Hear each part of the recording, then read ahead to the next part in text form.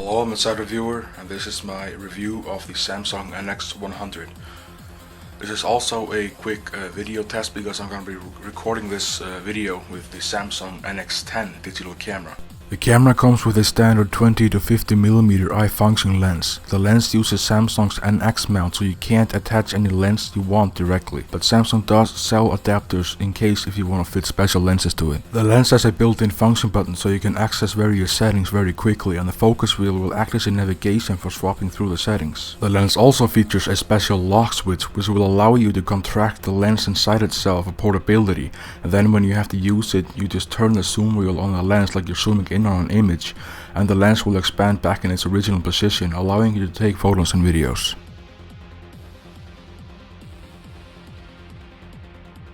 Attaching a lens to an SLR camera is easy. First of all, you will have to remove the covers from both the camera and the lens.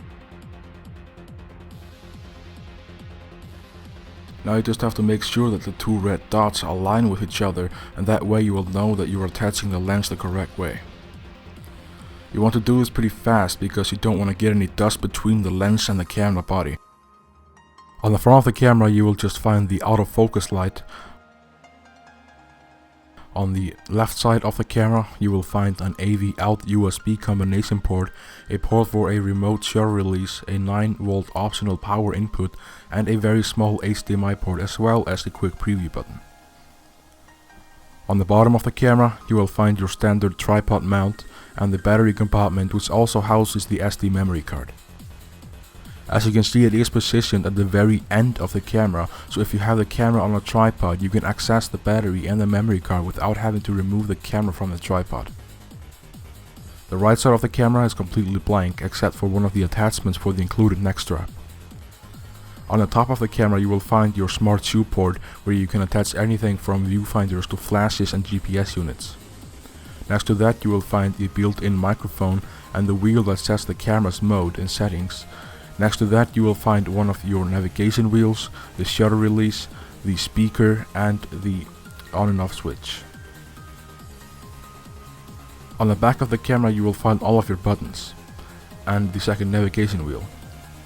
You will have the display button, the auto exposure lock, the exposure button, the menu button, the function button, the playback button, and the delete button. The wheel can be turned or clicked depending on what you prefer. The wheel includes an auto or manual focus, white balance, the ISO, and these settings that I will show you in a second. The camera features an AMOLED display. AMOLED stands for Active Matrix Organic Light Emitting Diode, and it is supposed to give you more depth and increase the overall quality of the display. Now I told you earlier about the function button on the lens. Now I'm gonna demonstrate that to you a little bit. So if I hit the function button, you can see that you can set the aperture and you can use the focus wheel to navigate.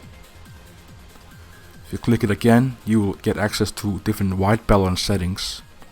Click it again, you have the ISO settings, you have the shutter speed, and then finally the aperture. So these are all the functions on the function button on the lens, which is why it's called eye function lens. It's very handy to have this because when you're holding the camera you'll usually have your thumb where the function button is and your index finger on the focus wheel, so it's very nice to have it in handy. Now earlier I told you about this button right here. Now I'm gonna demonstrate what that does. So I'm gonna turn on the camera and I'm gonna select the button, and you can see you have a single, continuous, burst, timer, AEBKT, WBBKT, and P-Wiz BKT. A single will obviously just take one single picture. Continuous will take many pictures in once, like where it says continuous. So let's test that out. I'm gonna zoom in on the subject. I get a manual focus. Okay. And I'm gonna take a picture.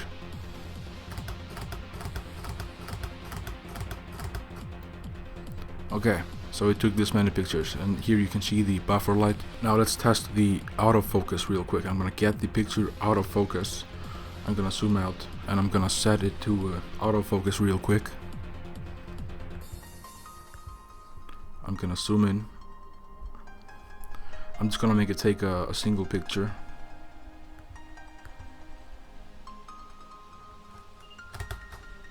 there we go. Pretty quick. Zoom back out.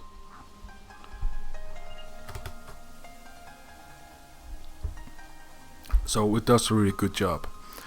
Now, one thing that I am very impressed with is the burst mode. I love the burst mode. What it will do, it will take 30 pictures in 1 second. So I'll demonstrate it. I'm gonna start by focusing on my hand. There we go. And I'm gonna take a burst picture. So I just took a picture of my hand moving, and it took 30 pictures in 1 second. You can see there every single picture of my hand moving. It is really awesome. If you're trying to get a picture of something that's on the move, it's really cool, really cool. So there you saw that. Let's again go to the continuous. Just zoom in, focus.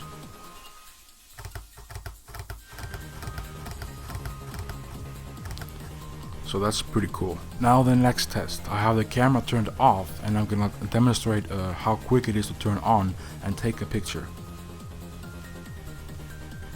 So turning it on now. That's it. That's how quick it is. It was about a second, maybe within a second.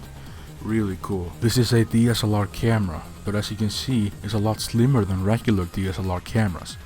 That is because it does not have the mirror inside it that reflects the image. So when you remove the lens from the camera body, you will actually see the image sensor instead of a mirror, which allows the camera to make things slim and portable, especially with a lens that can contract inside itself.